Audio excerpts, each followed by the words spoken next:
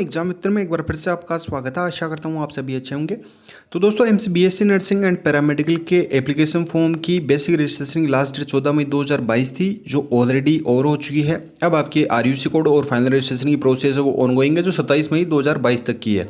इसी बीच जिन कैंडिडेट के अगर फॉर्म में बेसिक रजिस्ट्रेशन में किसी तरह कोई मिस्टेक हो गई है तो वो 17 मई से 20 मई के बीच में एडिट कर सकते हैं। अब मोस्ट ऑफ द स्टूडेंट्स का ये डाउट था कि सर हमारे पास में बहुत ही कम समय बचा है, क्योंकि 18 जून को आपका एग्ज़ाम है बीएससी नर्सिंग का, 25 जून को पैरामेडिकल का एग्ज़ाम है। तो इतने कम समय में हम किस तरीके से प्रिपरेशन करें जिससे कि हमारा सिलेक्शन हो सके, क्योंकि हमने पहले अभी तक इसकी प्रिपरेशन स्टार्ट ही नहीं किया।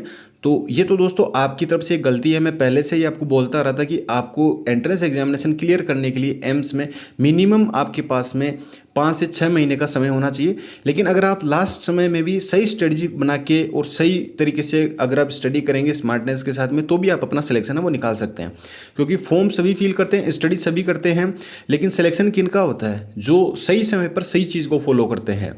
तो आपके पास में जो 30 डेज का समय बचा है, अब इस समय को आपको किस तरीके से यूटिलाइज लेना है आपको वो जानना है। मैं आपको केवल एक रास्ता बता सकता हूँ, एक तरीका बता सकता हूँ कि अगर आप ये चीज़ें फॉलो करेंगे तो आप अपना सिलेक्शन वो 100% निकाल ले जाएंगे। क्योंकि विगत वर्षों का अनुभव है बीएससी नर्सिंग या पैरामेडिकल में, इससे पहले भी जो एम्स का एमबीबीएस का आपका एंट्रेंस एग्जामिनेशन कंडक्ट करवाया जाता था तो उनका भी अनुभव है। तो इसी अनुभव का फ़ायदा उठाइए और अपना सिलेक्शन है वो सुनिश्चित कीजिए। तो अब आपको जो 30 डेज़ का समय बचा है, इसमें कौन कौन सी चीज़ें फॉलो करनी है? तो सबसे पहले तो दोस्तों आपको अपना सिलेबस पता होना चाहिए, जो मैंने ऑलरेडी आपको वीडियोज में बता रखा है।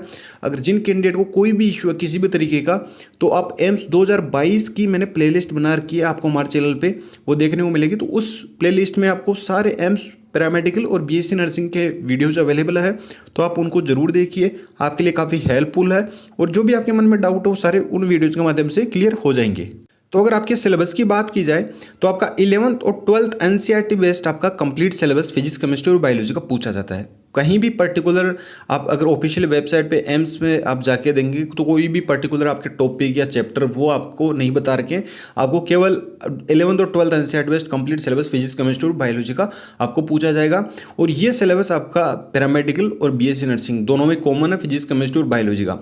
बीएससी नर्सिंग में 10 मार्क्स का एक्स्ट्रा आपका जो जीके का पोर्शन है वो आपका पूछा जाता है, जिसमें आपका रीजनिंग के भी क्वेश्चंस रहते हैं। तो बीएससी नर्सिंग की जो कैंडिडेट प्रिपरेशन कर रहे हैं उन्हें थोड़ा सा एक्स्ट्रा एफर्ट डालना होगा। जीके जिसमें आपका स्टैटिक जीके भी रहता है, जिसमें ज्योग्राफी आपका हो गया, हिस्ट्री हो गया, इकोनॉमिक्स हो गया, या आपकी पॉलिटी होगी, ये स्टैटिक पार्ट होता है। करंट अफेयर्स का जो अभी वर्तमान में आप लास्ट 6 मंथ का आप करंट अफेयर्स हो उस पर फोकस कर सकते हैं। तो आप इस तरीके से अपना जो 10 मार्क्स है वो कवर कर सकते हैं। और इन 10 मार्क्स को कवर करने के लिए मैंने आपको डिस्क्रिप्शन बॉक्स में जो एम्स जीके की ई बुक है उसका लिंक भी डिस्क्रिप्शन बॉक्स में प्रोवाइड करवा रखा है। तो अगर कोई भी कैंडिडेट है, अगर आप जीके की भी प्रिपरेशन करना चाहते हैं तो उस ई बुक के माध्यम से कर सकते हैं। अब आपका जो 11th और 12th NCERT based physics chemistry और बायोलॉजी का जो कॉमन पार्ट आता है आपको उसको फॉलो करना है। चाहे एक कैंडिडेट ने दोनों फॉर्म फिल कर रखे हैं, लेकिन वो आप 11th और 12th का फिजिक्स केमिस्ट्री और बायोलॉजी की अपनी प्रिपरेशन कर रखी है तो दोनों एग्जाम भी दे सकता है। अब लास्ट टाइम आपके पास में 30 डेज का बचा है। थ्योरी पे फोकस ना करके दोस्तों आपको सबसे ज़्यादा फोकस करना है आपको ऑब्जेक्टिव क्वेश्चंस पे।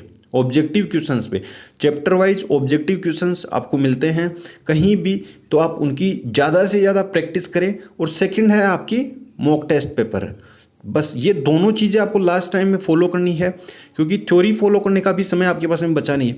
अगर आप ऑब्जेक्टिव क्वेश्चंस को अगर फॉलो करते हैं चैप्टर वाइज और इनका आप 2 से 3 बार रिवीजन कर लेते हैं, क्योंकि 2 से 3 बार रिवीजन करना वैसे तो इम्पॉसिबल है, क्योंकि आप कोई भी पता कि 11th और 12th एनसीईआरटी का जो फिजिक्स केमिस्ट्री और बायोलॉजी का आपने जो 2 साल में आपने स्टडी की है वो 1 साल में आप उसकी किस तरीके से प्रिपरेशन करेंगे।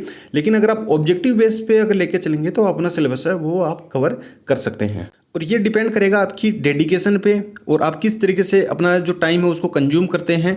तो आपको ऑब्जेक्टिव और मॉक टेस्ट पेपर पे सबसे ज़्यादा फोकस करना है। केवल यही एक सही मेथड है जो आप कम समय में अपना जो सिलेबस है वो भी कवर कर सकते हैं और अपना सिलेक्शन है वो निकाल के लेके जा सकते हैं। बाकी जो काफ़ी सारे कैंडिडेट है कि हम सर कोर्स फॉलो करें या आप कोर्स हमें अवेलेबल करवा दीजिए, आप हमें वीडियो लेक्चर दे दीजिए। तो दोस्तों वीडियो लेक्चर देने से अभी 1 घंटे में अगर मैं वीडियो लेक्चर दूंगा तो आपका एक टॉपिक छोटा सा माइनर सा टॉपिक भी कवर नहीं हो पाएगा। अगर वही 1 घंटा आप अगर एक चैप्टर में सेल्फ स्टडी, सपोज दैट कि आप ऑब्जेक्टिव क्वेश्चन सोल्व कर रहे हैं, अगर उस पर देंगे तो आप काफ़ी सारे क्वेश्चन है वो सोल्व कर पाएंगे। और उस 1 घंटे में आप ये मान के चलिए कि जैसे अगर एक माइनर सा मैं आपको वीडियो लेक्चर के माध्यम से अगर कंप्लीट कराऊंगा तो एक छोटा सा टॉपिक, तो आप सेल्फ स्टडी के माध्यम से आप 8 से 10 जो आपके टॉपिक वो आप कवर कर सकते हैं 1 घंटे में। तो आप सेल्फ स्टडी पे ज़्यादा फोकस करें क्योंकि ज़्यादा सिलेबस आप कवर कर सकते हैं। बाकी आपकी इच्छा है आप किस तरीके से अपनी जो स्टडी है उसको करना चाहते हैं। तो दोस्तों मैंने डिस्क्रिप्शन बॉक्स में आपकी हेल्प के लिए आपकी ऑब्जेक्टिव ई बुक हिंदी मीडियम कैंडिडेट के लिए भी अवेलेबल करवा रखी है, इंग्लिश मीडियम कैंडिडेट के लिए भी अवेलेबल करवा रखी है। और साथ ही आपके मॉक टेस्ट पेपर हैं, हिंदी मीडियम कैंडिडेट के लिए 5 set mock test paper available करवा रखे हैं और इंग्लिश मीडियम कैंडिडेट के लिए 10 सेट मॉक टेस्ट पेपर हैं वो भी अवेलेबल करवा रखे हैं, जो आपके कंप्लीट सिलेबस बेस्ड है।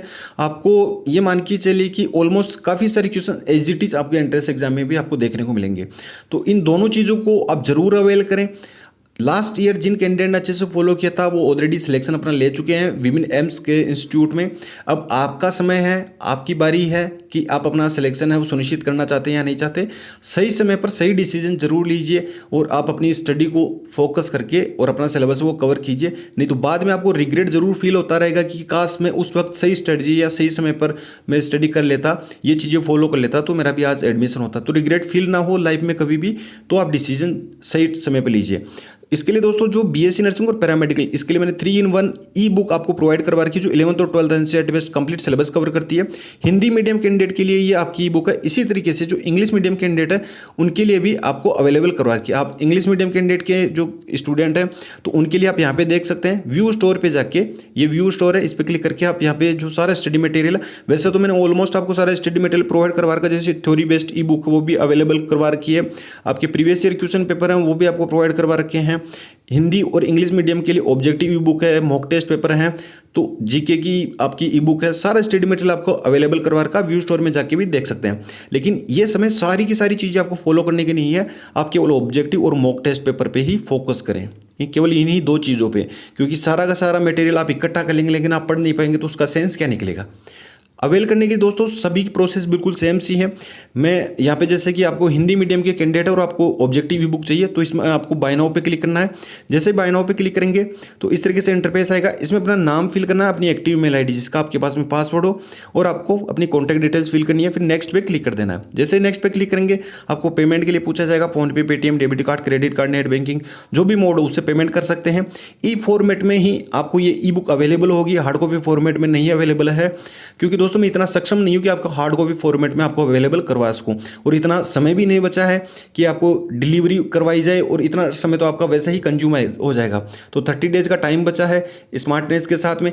और ई बुक का ये फायदा होता है कि आप कहीं भी अपने मोबाइल में, अपने लैपटॉप में कैरी करके लेके जा सकते हैं। अगर कहीं भी आप ट्रेवल कर रहे हैं या आपके पास में 10 से 15-20 मिनट का भी समय बचा है तो आप उसको भी यूटिलाइज कर सकते हैं। जैसे बस में जा रहे हैं कहीं भी, तो आप 20 से 25 मिनट का या 30 मिनट का अगर आपका जो ट्रेवलिंग है उस समय को भी आप यूटिलाइज कर सकते हैं। तो ये एक फ़ायदा है। और इसी तरीके से दोस्तों आप जो अदर इंग्लिश मीडियम कैंडिडेट के लिए ऑब्जेक्टिव बुक है उसको भी अवेल कर सकते हैं। मॉक टेस्ट पेपर हैं वो भी आप अवेल कर सकते हैं, बिल्कुल सेम प्रोसेस है, लिंक डिस्क्रिप्शन बॉक्स में। उसमें भी आपको अपनी डिटेल्स फिल करनी है, ईमेल आईडी, अपनी कॉन्टैक्ट डिटेल्स, नेक्स्ट पे क्लिक करना है और आपको अपना पेमेंट कंफर्म करना। पेमेंट कंफर्मेशन के बाद में डाउनलोड फाइल का ऑप्शन आएगा, वहाँ से आप जो आपकी जो फाइल है उसको डाउनलोड करनी है, और उस फाइल में आपको सारे मॉक टेस्ट पेपर के लिंक दिए गए। जो भी मॉक टेस्ट पेपर आपको देना हो उस लिंक को कॉपी करना, अपने ब्राउजर में पेस्ट करना, आपका मॉक टेस्ट पेपर है वो स्टार्ट हो जाएगा। तो दोस्तों अगर आप ये स्टडी मटेरियल आप फॉलो करते हैं तो मैं 100% आपको श्योरिटी के साथ कहता हूँ, 100% आपको श्योरिटी के साथ कहता हूँ, क्योंकि विगत वर्षों का अनुभव है।